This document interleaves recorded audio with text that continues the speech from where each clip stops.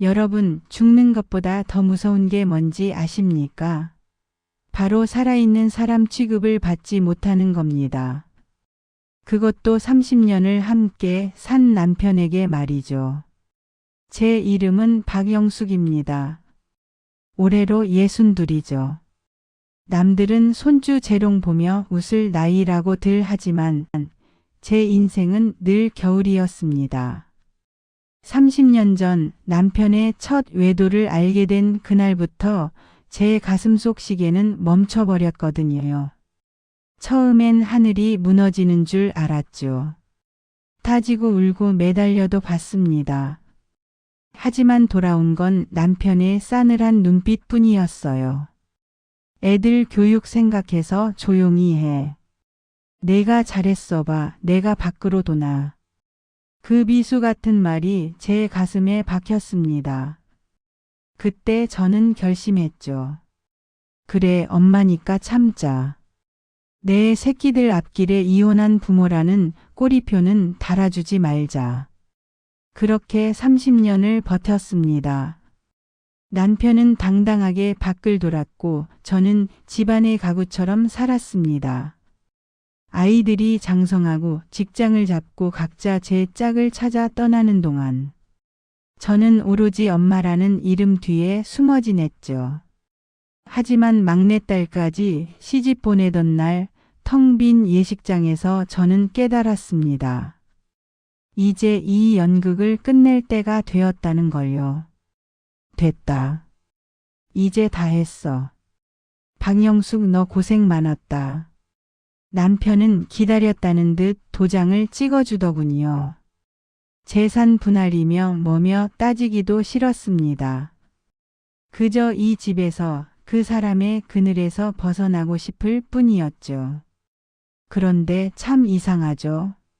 그렇게 바라던 이혼을 하고 혼자 남은 집은 생각보다 훨씬 더 춥고 고요했습니다. 자식들은 제 고통을 알까요? 아니요, 모릅니다. 큰아들은 엄마 이 나이에 유난이야. 그냥 참고 살지라며 혓바닥을 찾고 딸은 동네 창피해서 말도 못하겠어라며 제 전화를 피했습니다. 평생을 바쳐 키운 아이들에게 저는 그저 평온한 가정을 깨뜨린 이기적인 엄마가 되어 있었습니다. 어느 날 저녁이었습니다. 찬밥을 물에 말아 한 숟갈 뜨는데 목이 메어 도저히 넘어가지 않더군요.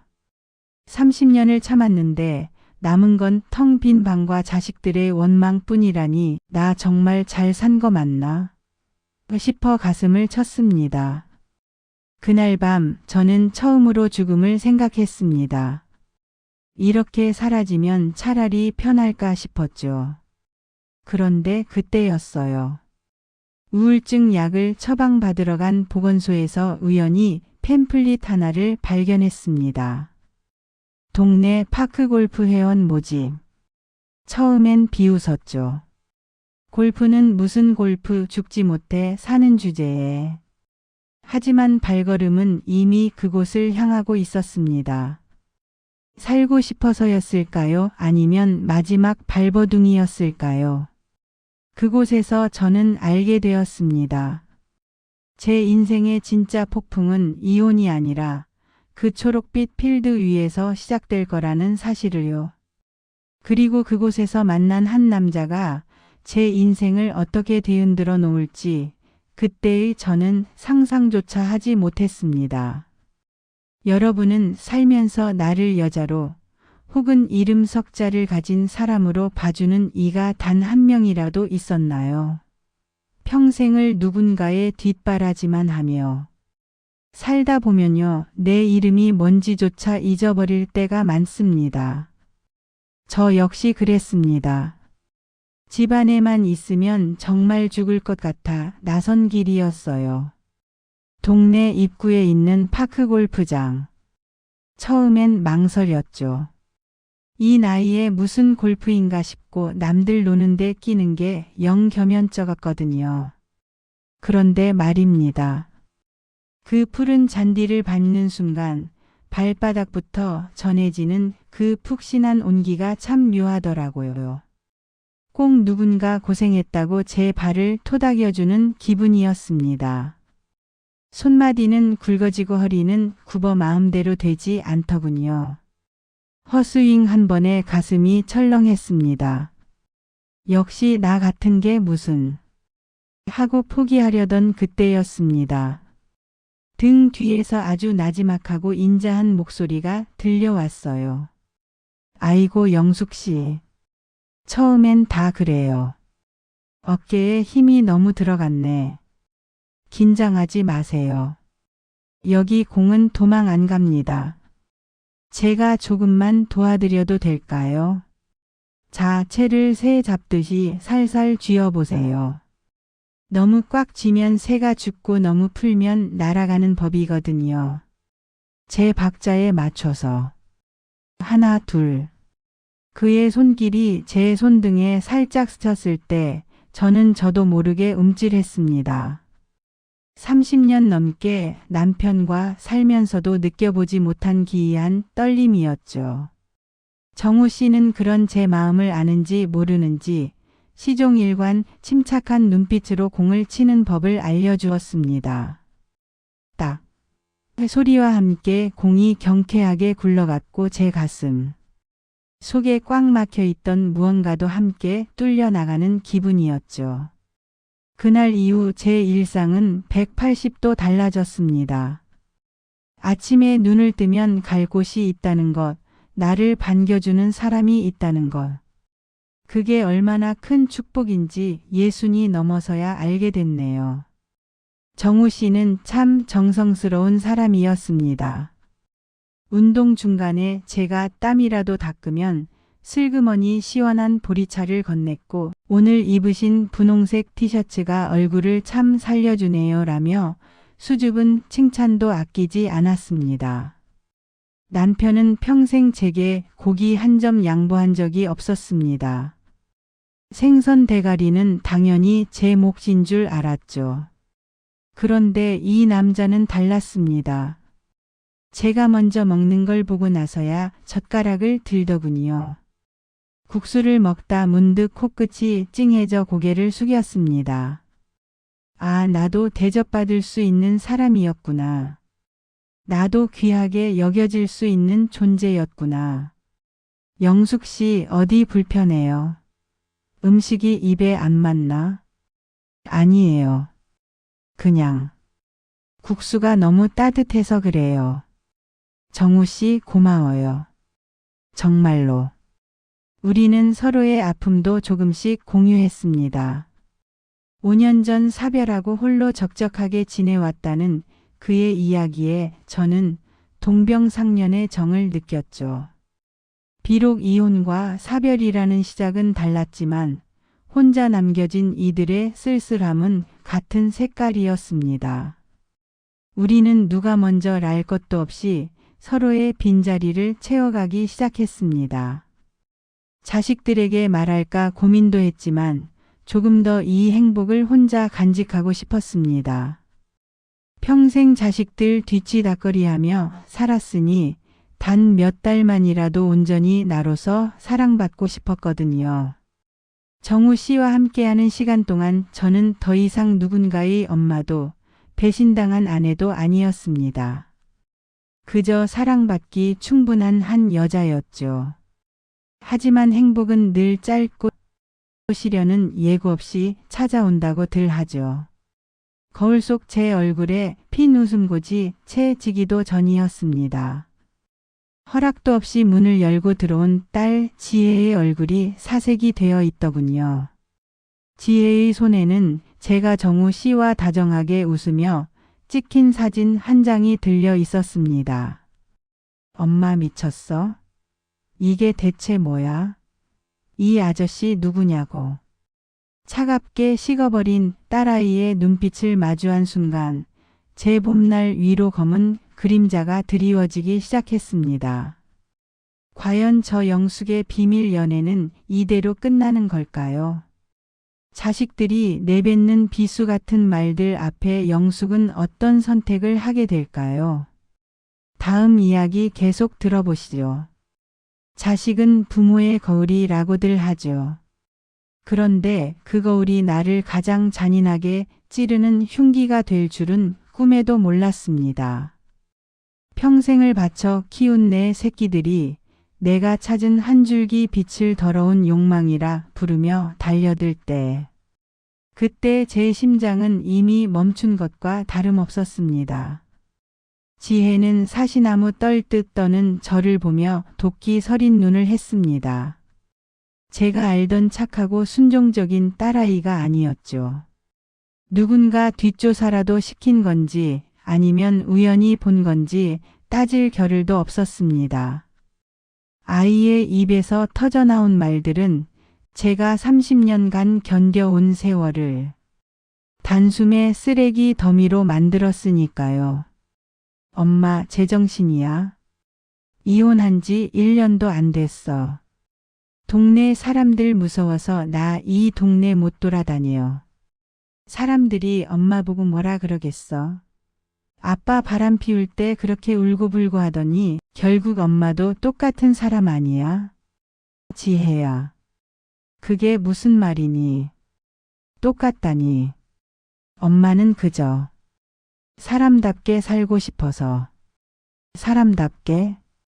이 나이에 남사스럽게 남자 손잡고 다니는 게 사람답게 사는 거야. 아빠는 지금 혼자 여관방 전전하면서 반성하고 있다는데 어떻게 엄마만 이래? 엄마가 참았어야지. 우리를 봐서라도 참았어야지. 참았어야 했다는 그 말. 가슴 한구석이 쩍하고 갈라지는 기분이었습니다. 제가 무엇을 위해 30년을 죽은 듯 살았는데 이제 와서 또 참으라니요. 그때 현관문이 다시 열리더니 아들 민수가 들이닥쳤습니다. 아들의 표정은 딸보다 더 차갑고 단호했습니다. 민수는 제가 정우 씨를 만난다는 사실보다 그 남자의 배경에 더 예민하게 굴었습니다. 정우 씨가 가진 작은 아파트, 그리고 사별 후 받은 연금. 민수의 입에서 나온 말은 저를 경악게 했습니다. 자식들이 저를 걱정하는 게 아니라 혹시라도 제가 가진 얼마 안 되는 재산이나 앞으로 받을 유산이 딴 곳으로 흘러갈까 봐 전전긍긍하고 있었다는 걸 깨달았거든요. 엄마, 그 아저씨 뒷조사 대충 해봤어. 사별한 것도 맞고 파크골프 치는 것도 맞는데 요즘 노인네들 사이에 꽃뱀만 있는 줄 알아? 남편 꽃뱀도 천지야. 엄마 아파트 명에 누구 거야? 그 아저씨가 그거 노리고 접근한 거면 어쩔 건데? 엄마 치매 온 거 아니면 당장 정리해. 민수야. 너 어떻게 그런 말을 하니? 그 사람은 그런 분이 아니야. 내 마음을 알아주는 유일한 사람이야. 마음? 엄마 나이에 무슨 마음이야. 우리가 있잖아. 우리가 용돈 주고 손주들 보여주면 됐지. 무슨 남자가 필요해? 아빠가 다시 합치고 싶다고 우리한테 빌고 있어. 자식들 체면 좀 생각해줘, 제발. 반전은 거기서 끝이 아니었습니다. 자식들이 저토록 아버지를 대변하는 이유를 알게 된 순간 저는 피가 거꾸로 솟는 기분이었죠. 남편은 외도로 얻은 빚을 탕감받기 위해 자식들에게 매달리고 있었고 자식들은 아버지가 자기들 짐이 될까 봐 저더러 다시 그 지옥으로 들어가라고 등을 떠밀고 있었던 겁니다. 남편이 바람을 피울 때 큰아들 민수는 아빠도 남자니까 그럴 수 있다며 저를 예민한 여자 취급했었죠. 막내딸 지혜는 엄마가 좀 더 꾸미고 아빠한테 잘해줬어야지라며 제 탓을 했었습니다. 그때도 그들은 제 편이 아니었습니다. 30년이 지난 지금도 그들은 그저 본인들의 평온한 일상을 위해 저를 다시 제물로 바치려 하고 있었습니다. 사진 속의 저는 참 예쁘게 웃고 있더군요. 평생 처음 보는 제 표정이었습니다. 그런데 제 자식들은 그 웃음이 역겹다고 합니다. 엄마라는 이름의 감옥에 나를 가둬두고 평생 찬 밥이나 먹으며 자기들 부를 때 달려가는 노예로 남길 원하고 있었습니다. 너희들, 아빠가 불쌍하니?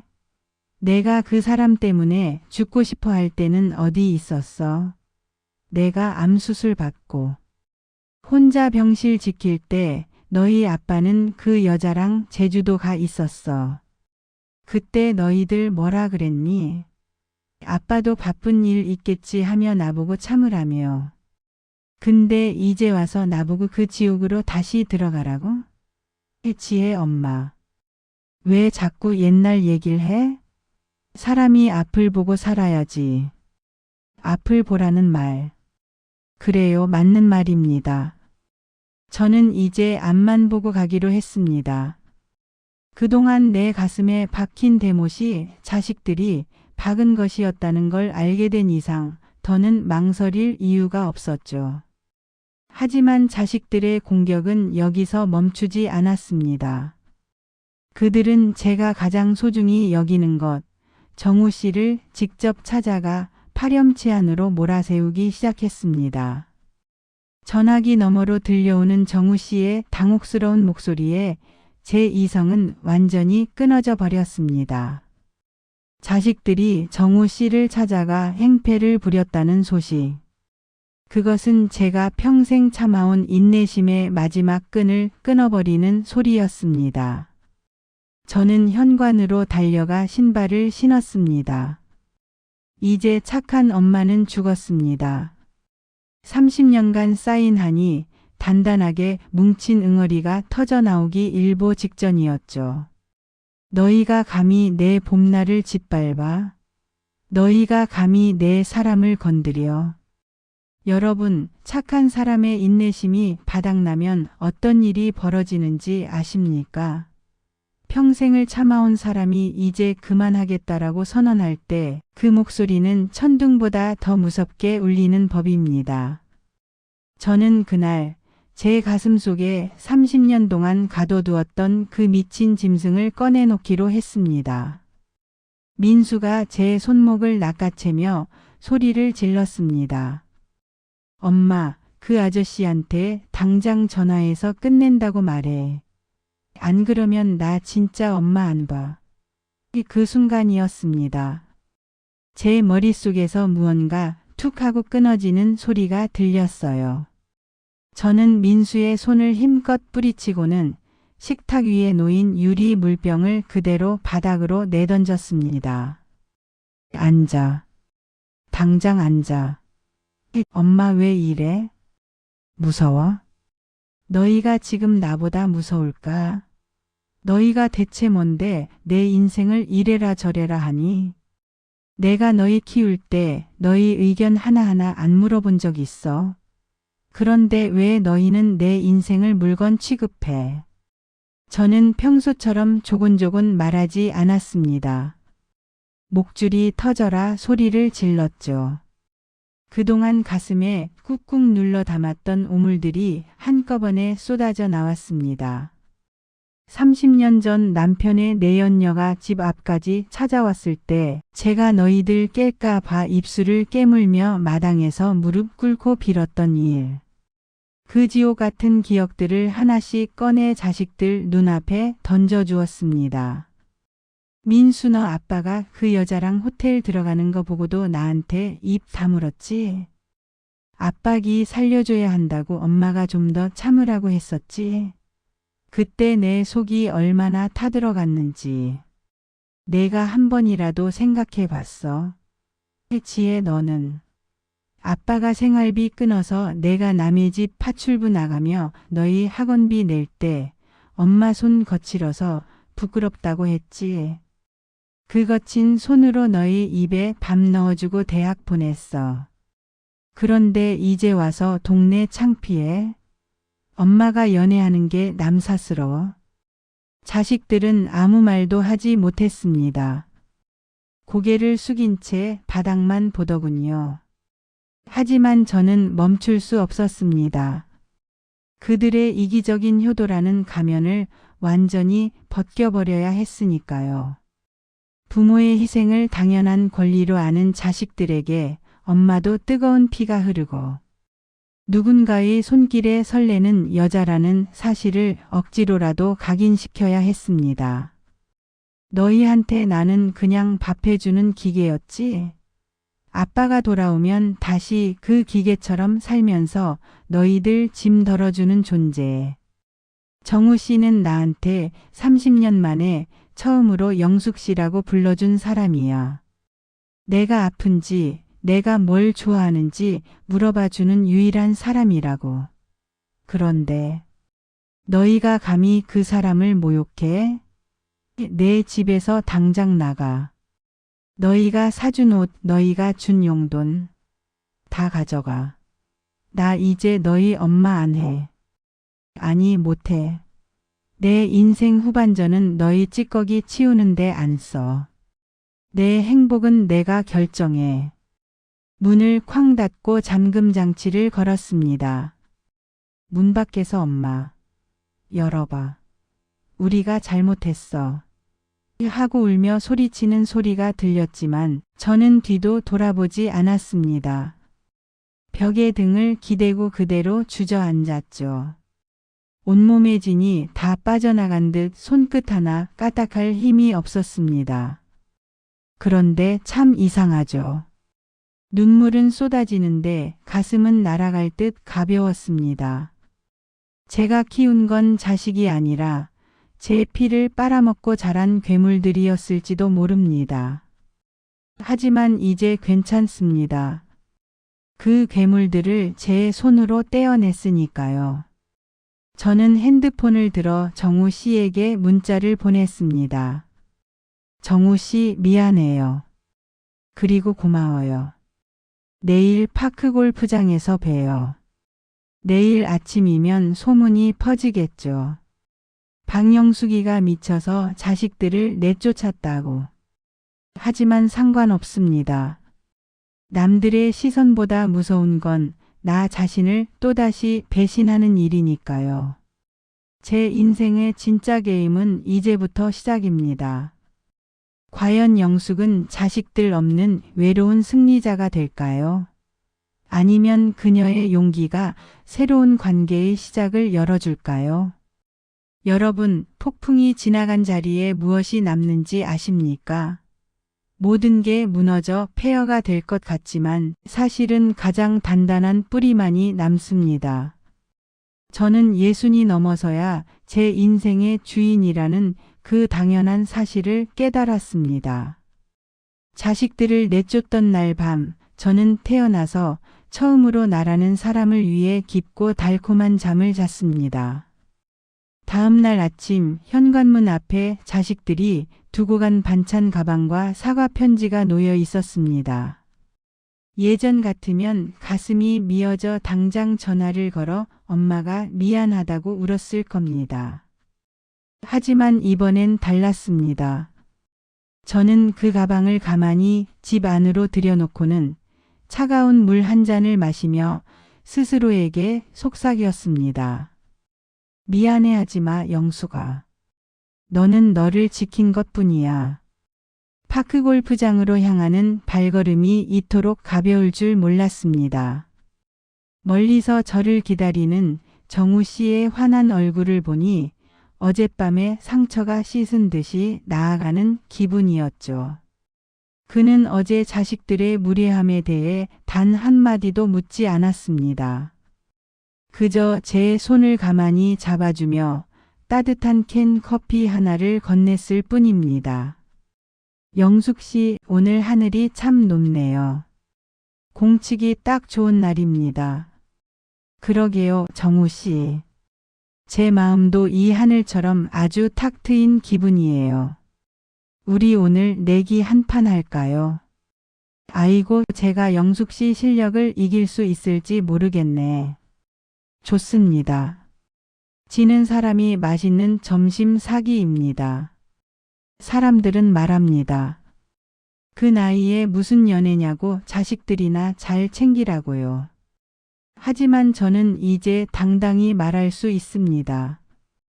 자식의 인생은 자식의 것이고 내 인생은 오롯이 나의 것입니다.